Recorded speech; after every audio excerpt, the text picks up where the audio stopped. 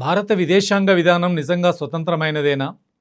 లేక అమెరికా పశ్చిమ దేశాలకు అడుగులకు మడుగులు తయారైందా? వాళ్ళ వ్యూహాల తగ్గట్టు భారత్ నడుచుకునే పరిస్థితి వచ్చిందా? ఎందుకంటే ప్రపంచ వేదికపై స్ట్రాటజిక్ అటానమీ అని ప్రభుత్వం చెప్తుంది. మరి ఆచరణలో కూడా అదే కనిపిస్తుందా? లేక అమెరికా ఇజ్రాయెల్ కూటమికి దగ్గరవుతూ భారత విదేశాంగ స్వాతంత్రాన్ని క్రమేణా వదిలేసుకుంటుందా?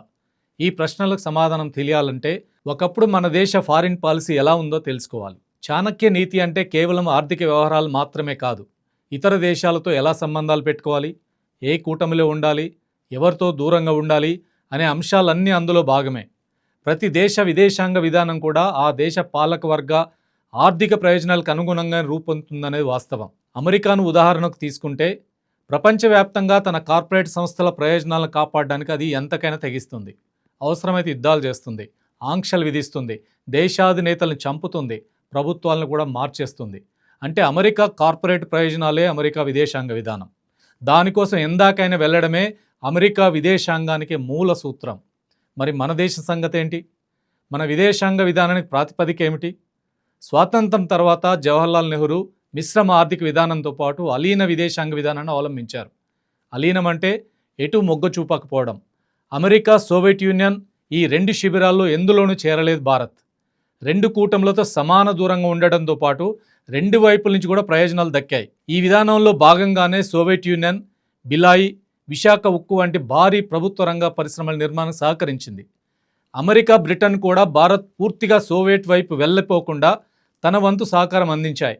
అంటే అప్పటి భారత్ తన స్వతంత్ర విదేశాంగంతో రెండు శక్తుల మధ్య సమతుల్యత పాటించింది.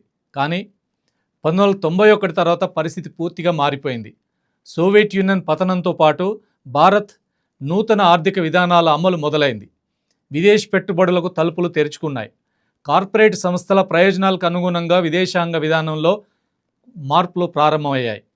కాంగ్రెస్ హయాంలో ప్రారంభమైన ఈ మార్పులు నరేంద్ర మోడీ ప్రభుత్వంలో మరింతగా వేగం పుంజుకున్నాయి. 2014 తర్వాత భారత్ అమెరికా రక్షణ సంబంధాలను విపరీతంగా పెంచుకుంది. అమెరికాతో 4 కీలక రక్షణ ఒప్పందాలు చేసుకుంది. క్వాడ్ కూటమిలో చేరింది. అమెరికా, ఇజ్రాయెల్, యుఏఏలతో కలిసి ఉమ్మడి వేదికలో కూడా భాగమైంది. ఎటు ముగ్గు చూపకుండా దశాబ్దాల తరబడి కొనసాగిన భారత విదేశాంగ విధానానికి ముగింపు పలికింది. ఇది చైనాను, ఇరాన్ను వ్యూహాత్మకంగా ఒత్తిడిలో పెట్టేందుకు అమెరికా రూపొందించిన వ్యూహంలో భాగంగానే జరిగాయి. ఈ మార్పు ప్రభావం ఇరాన్, ఇజ్రాయెల్ ఘర్షణలు కూడా స్పష్టంగా కనిపించింది. ఇరాన్పై ఇజ్రాయెల్, అమెరికా దాడులు చేసినప్పుడు భారతదేశం వాటిని కనీసం ఖండించలేదు. ఇరాన్ సార్వభౌమాధికారంపై జరిగిన దాడులను బహిరంగంగా తప్పుపట్టలేదు. గాజాలో వేలాది మంది పౌరులు, చిన్నారులు మరణించినా భారత్ గతంలో మాదిరిగా ఘాటుగా స్పందించలేదు. మన విదేశాంగ విధానం ఎలా ఉందో చెప్పడానికి ఈ ఉదాహరణలు చాలు. గతంలో వాజ్పేయి ప్రభుత్వం 2003లో అమెరికా ఇరాక్పై చేసిన దాడిని లోక్సభలో ఏకగ్రీవ తీర్మానం ద్వారా ఖండించారు. కానీ ఇప్పుడు ఇరాన్ విషయంలో అలాంటి స్వతంత్ర వైఖరి ఎక్కడా కనిపించలేదు. మరోవైపు పాలస్తీనా ఏర్పాటుకు భారత్ ఇప్పటికే అధికారికంగా మద్దతు ఇస్తున్నామని చెప్తున్నా గాజా, వెస్ట్ బ్యాంక్లో జరుగుతున్న సైనిక చర్యలను బహిరంగంగా ఖండించలేదు. అలా చెప్పే ధైర్యం కూడా ఇప్పుడు లేదు. ఈ మార్పుల కారణం కేవలం వ్యూహాత్మక సంబంధాలే కాదు, భారత కార్పొరేట్ వర్గాల ఆర్థిక ప్రయోజనాలే ప్రధాన కారణం. అమెరికా, పశ్చిమ దేశాలతో వ్యాపార ఒప్పందాలు, రక్షణ సహకారం, పెట్టుబడుల పేరుతో భారత విదేశాంగ స్వాతంత్రం క్రమంగా బలహీనపడుతుంది. అమెరికాతో జరుగుతున్న వాణిజ్య ఒప్పందాల్లో వ్యవసాయ ఉత్పత్తులపై పన్నుల తగ్గింపు వంటి అంశాలు భారత రైతులకు, దేశ ఆర్థిక స్వావలంబనకు ప్రమాదకరమయ్యే పరిస్థితి ఏర్పడింది.